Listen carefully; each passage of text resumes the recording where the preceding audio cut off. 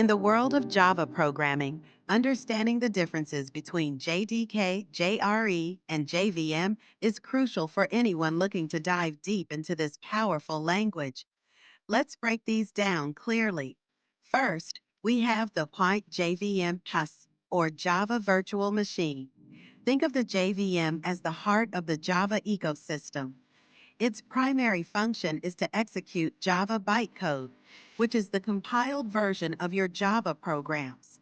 The JVM is platform independent, meaning it allows Java applications to run on any device or operating system that has a JVM installed.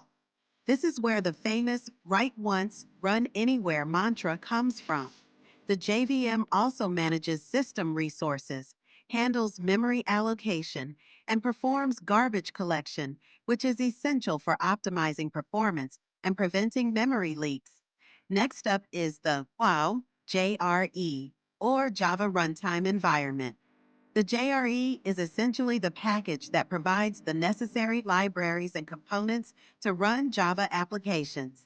It includes the JVM, along with the core libraries and other files that support the execution of Java programs. If you just want to run a Java application, the JRE is all you need. However, it doesn't include the tools for developing Java applications, which brings us to the JDK. Now, let's talk about the JDK, or Java Development Kit. The JDK is a comprehensive package that includes everything you need to develop Java applications.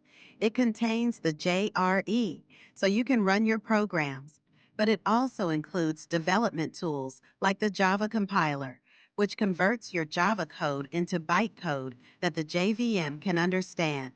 Additionally, the JDK comes with various libraries, documentation, and utilities that help you write, debug, and compile your Java applications.